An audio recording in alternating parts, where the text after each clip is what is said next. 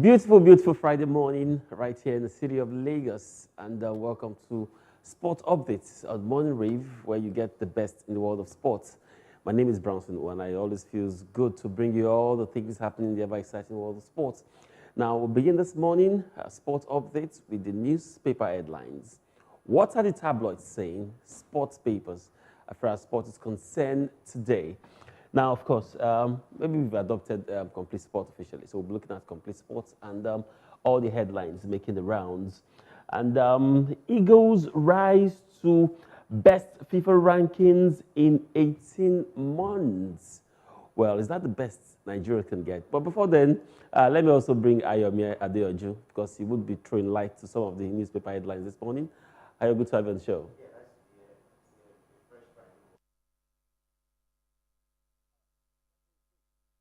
I'm sure because of the show, look at that and then look at the standings as far as that's concerned.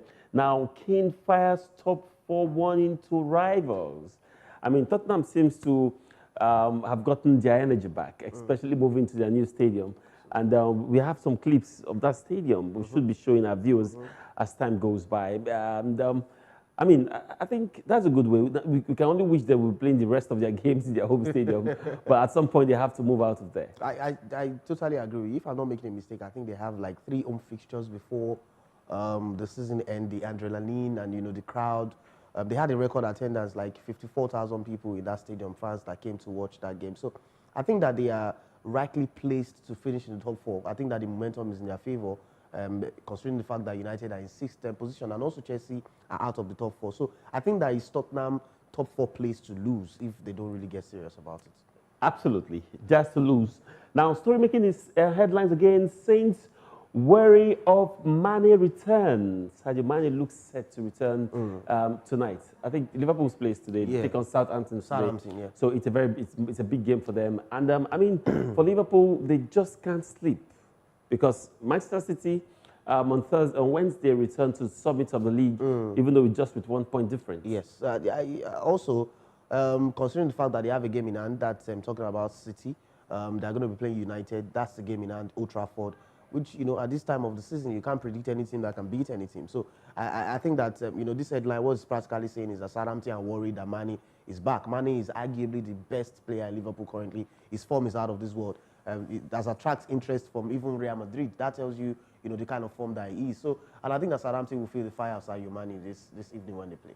Okay, let's wait for that. And Liverpool, you just can't bet for them to lose. They know that if they sleep, the title can as well be given to Manchester City, who looks very, very deadly right now.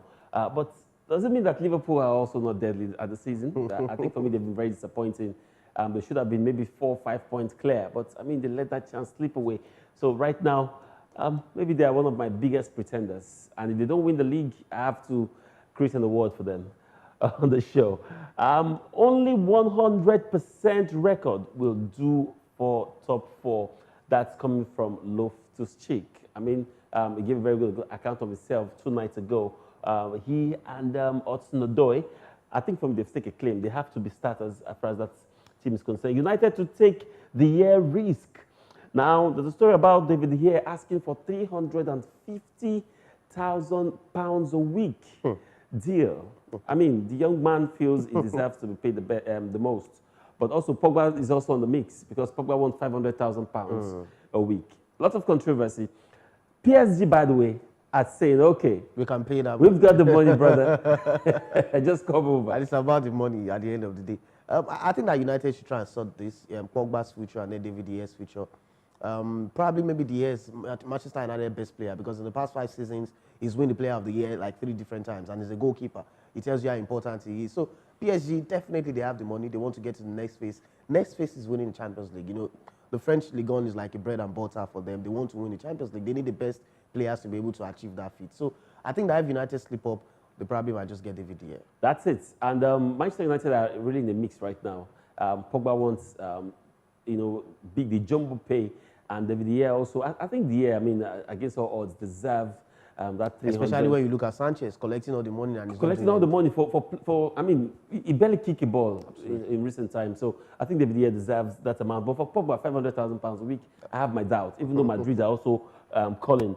PSG get Neymar boost. I think it's late. They could have needed him in the UEFA Champions League, but of course, no thanks to injury. And really, I don't think there's anything boosting there. The league is done and dusted for PSG, so there's no point of talking much about that. Success 50-50 for FA Cup semi-final clash is going to be cracking this weekend. While some will be playing in the EPL, some will be playing the FA Cup, but Success, well, we hope that he gets fit and plays that game. Musa bagged 6th assist of the season. Good one for him. Also, which other story caught my attention? Okay, let's talk about Eden Hazard a little. Spurs will stay in Chelsea's shadow. That's talking about Eden Hazard. I mean, that's a very big statement. That's a big shade. Both of them are in London, so there's always a joke that Chelsea is the pride of London. It used to be Arsenal when Chelsea won the Premier League and then the Champions League. He switched to Chelsea. So Tottenham are here to win any major trophy. So you can understand why Hazard is throwing that shade. So who's the pride of London? Let me ask you. For me, I think it's Chelsea, a team that has won the Champions League. They've won the European title. Arsenal are yet to win anyone. Arsenal were only successful on the domestic scene. So I think, a team that has taken Europe and England to the world should be the pride of London, and that's Chelsea for me. Absolutely. Totally agree with that. Chelsea, by the way, have got Europa League. Yeah. And they have the Champions League in their corner. So they're definitely the pride of London. But speaking their shadows, I mean, that's a shade. I don't know about that. Ole Gunnar Solskjaer draws up 4-man transfer wish lists. Well, Jose Mourinho did his. None of them came to limelight. But the difference with this one is Ole Gunnar Solskjaer has penciled down 4 players. Is it 4 or 6? 6. 6 potential guys that would believe in this season. And that also involved, I mean, I was shocked to see Andre Herrera in that list. Anthony Valencia is also leaving. Juan Mata in that list as well. And what are the other players? Valencia. Sanchez also. Sanchez also. Yeah. I mean, reportedly Sanchez should have left like last season. I'm shocked that he's still part of Manchester United. No doubt, United fans forgive me for that, but I think Sanchez really doesn't deserve that position right now. Ndidi, rated best EPL midfielder for March. I mean, this guy should move out of Leicester City.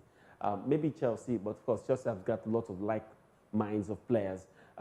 Maybe one of the top 4 teams, especially if this guy can move to Manchester United. I think he can. It will be brilliant for him. It will be brilliant. United, it looks like Herrera's future is not sorted. If anything that we're reading is, something to go by, and we hear that he has agreed a pre-contract agreement with PSG. That's Herrera, which is very sad for me personally. I think that indeed it would definitely not be a bad replacement for Herrera. But I mean, Manchester United right now are not looking at this direction. Yes. So let's see how that goes.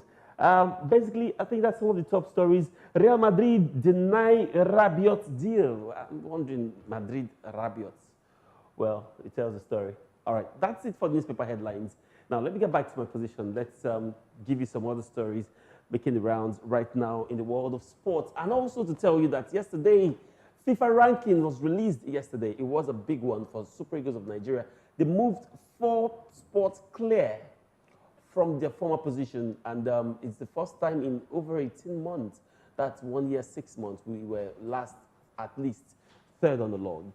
I think it was a good one. Ayo. Definitely. When I saw that yesterday before our afternoon show, I was quite surprised at that feat.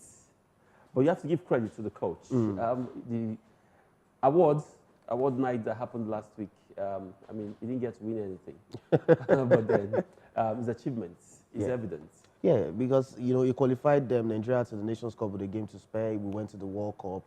And then I think that we did very well in the qualifying phase, though I have my reservations about, the coach. And basically because of the style of play, I feel that it's not that attractive enough. We don't really have a system of playing football.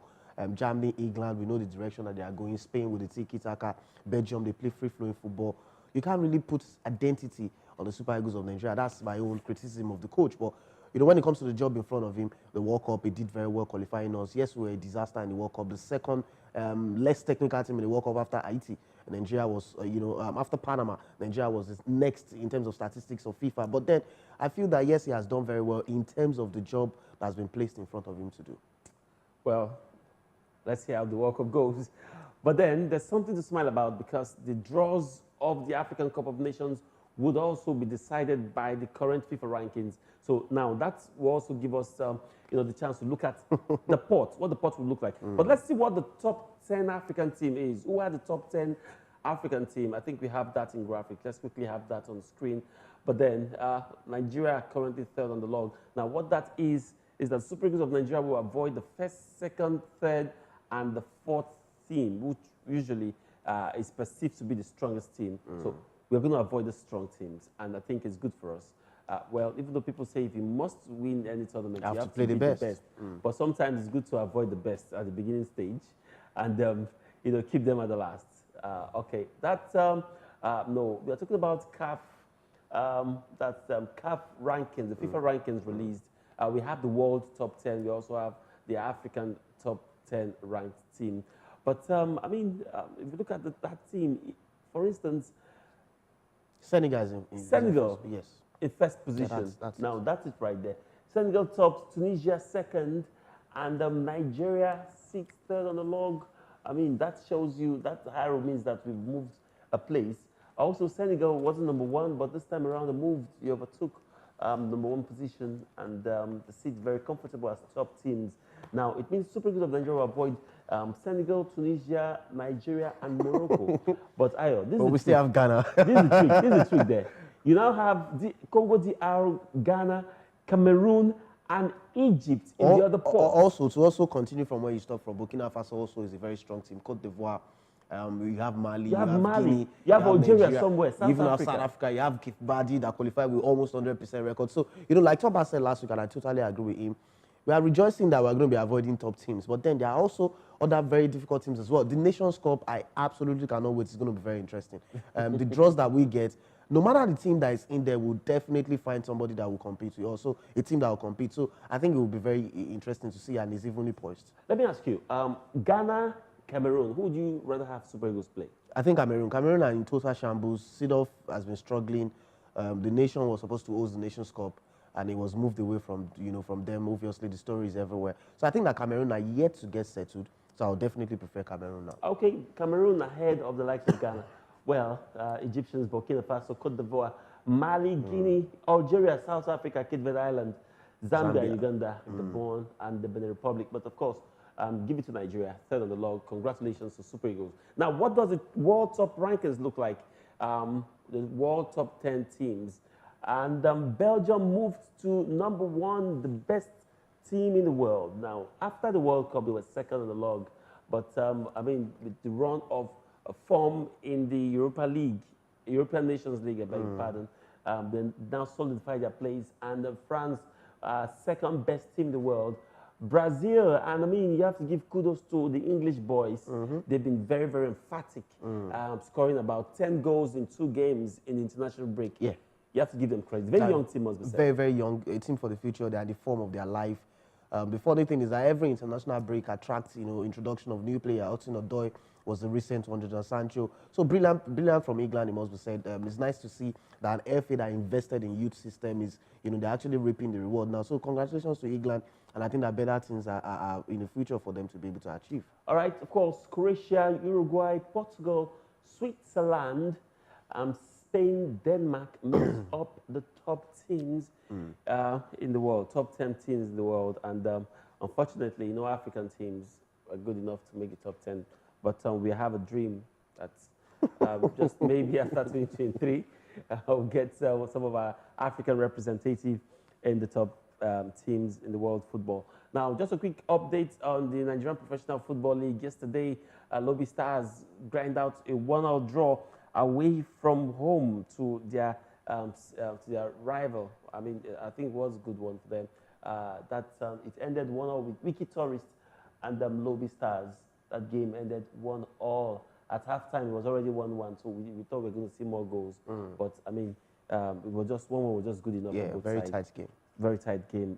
Let's leave it at that as far as the Nigerian Professional Football League is concerned.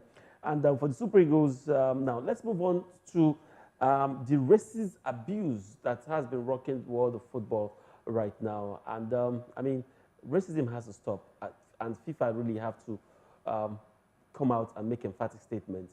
Now, Manchester City midfielder Sterling made a comment that I think is worth pondering about. Now, he said, nations have fined money that boys like them spend in club for racist abuse. So what that means is the money or the fine is like peanuts to these nations, and it doesn't make any difference. So they don't take it serious. For instance, just like finding a Watford, for instance, £30,000 for racism and abuse. Chicken feet. When even the least paid players weekly earn as much as 50.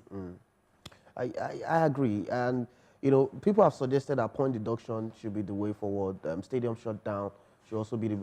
I mean, there are CC cameras everywhere in that stadium, so they can identify. There should be people. a live band for fans. I agree with you. In the case of this guy, it was really sad to see that even the Udinese captain did better than his own captain Bonucci. I remember that the guy went to the fans, he tried to calm them down, tell them to stop and all of that. I think that, you know, point deduction, like I said, you have a team who their fans have racially abused the opposing team, or maybe even home teams, deduct maybe 9 points, 12 points, climb high and hard on them, and maybe shut them out, you know, for maybe a year or two. I think that way we can stop racism. If we keep finding them 30,000, 40,000, you know, I think that it won't do anything. I think he won't do anything. And also, a veteran manager I've also put his voice to this. The racism abuse of Juventus forward Moise Kean was intolerable, says Italian manager Roberto Mancini. Kean scored in Juventus' win at Cagliari on Tuesday and celebrated by holding his arms outstretched, seemingly in response to racist chants on him. I mean, I can understand. Maybe I could have done worse. So, I mean, I think everyone, the world, should stand by that young man right now. Okay, let's leave all of that and move straight to what to expect this weekend. Unusually, I'm going to start from Germany because Germany is absolutely buzzing right now. We're going to be seeing a power clash this weekend. Now, let's move straight to the screen and let's see what it looks like. Now, Borussia Dortmund are one of the most exciting sides right now. They top the table. Bayern sits comfortable with second. Now, look at the points. Look at the point difference between both sides. Borussia Dortmund, 63 points. Bayern Munich, 61 points. I mean, you have to give credit to RB Leipzig. They're surely going to UEFA Champions League, but then they're not title contenders. Yeah. And if you look at the form, they've won 3 of their last 5 games. For Bayern Munich, they've won 4 of their last 5 games. And I mean, for Borussia Dortmund, they've also won 4 of their last 5 games. They've lost 1. So in terms of form, you have to give credit. Bayern seems to be a team in form because in their last 5 games, they've drawn only 1. While at least Dortmund have lost 1 and they've won the rest. Ayo, this weekend, it's going to be a decider. Action packed, yeah. Action packed. 2 table toppers. One has to be on top. And most people have said this game might just be the decider. Don't forget that in Germany, there's just 18 teams, yeah. So at least they're playing 4 games less than every other team. Yeah. So what do you think? How do you think the pendulum will swing this weekend? First leg of this encounter, Signal Iduna Park, Borussia Dortmund Stadium, ended 3-2, fireworks everywhere. You know, sadly, at some point, Borussia Dortmund were leading 9 points, and we felt that they should just award them the league. But Bayern managed to come through. Dortmund had a bad run of form. They had, particularly in January, they had a very terrible run, and then they were tied on points. Only this weekend, Dortmund drew, spoiled so many people's tickets. Bayern drew, rather. Dortmund won, and then Dortmund are back on 2 with 2 points edge. So this weekend is going to be very fascinating. Whoever wins this, definitely will have a shout at the title. I mean, by the way, Amina is dancing behind the camera. Yes. I think she has information that I don't. We'll find out after this time out. Okay, let's see what the fixtures holds. Now, today, Mainz 04 will take on Freiburg. Bayern Leverkusen on Saturday will take on RB Leipzig. These teams is a team to watch out for. That's talking about Leipzig. Hertha Berlin versus Fortuna Düsseldorf. Schalke 04 will take on Eintracht Frankfurt. Stuttgart versus Nürnberg, and of course, Hannover will travel all the way to Wolfsburg. And Wolfsburg, don't forget, we have someone to look out for in that team. Bayern Munich will take on Borussia Dortmund. Mark the time, 5:30 p.m. is the kickoff for that. Now, let's move from that. Which other competitive team right now, league right now? I think it should be England. Let's go straight to England. Big games, I mean, the big guys are not facing each other this weekend, but definitely England is something to look out for. Now, that's the table right there. Now, look at it closely, Ayo. 80 points to 71 points. Liverpool plays tonight. If they play, they will have 1 game ahead of their city rivals. And also is Southampton that they'll be taking on tonight. And if they get that victory, 2 points again. Yeah. and City plays again on Sunday. So like a Tom and Jerry. The two horse race continues. Tottenham Hotspurs have staked claim. I mean, with their new stadium, it should be a boost for them making sitting in the top for Arsenal. Manchester City have returned to their traditional sixth position this season. Yeah, United, I mean, they spent more days on sixth position than any other team. than any other team. But I mean, let's talk about Liverpool tonight. Southampton could be very difficult sometimes and could be spoilers. But do you think they will do just enough to get this? I think Liverpool should be able to pull through. Yes, Southampton. They're playing away from home. Yeah, Southampton, you know, they've always said that they are like little academy to Liverpool because they've sold more players to Liverpool than any other team. But it'll be very competitive. It's going to be very tough, no doubt about it. The coach of Southampton, Ralph Hasenhuttl, has came in, made changes. They are doing very well. They won away last week, but I think that Liverpool, because they have something in front of them, they are going to be too tough for Southampton to handle. All right, too tough for Southampton. And Manchester City, by the way, should be slugging it out on this Saturday or Sunday. But let's see the fixtures. Southampton, of course, that game is coming up today. 8 p.m. is the kickoff. Bournemouth, Burnley, and Huddersfield Town will take on Leicester City. Newcastle United will be taking on Crystal Palace. It's a very big game. Newcastle need to win, and Crystal Palace also need to win, you know, at least, you know, to solidify their place. Everton, Arsenal on Sunday. I mean, these games always produce lots of goals. Everton also in a very good run of form, recent games. And on Monday, we see Chelsea taking on West Ham United. And I mean, these games for the upper week. Big games, big games, big games. But which game can I say gets my attention? It definitely has to be Everton Arsenal versus Arsenal for this weekend. Everton been, you know, decent run of form. For the first time this season, they've won 3 consecutive games.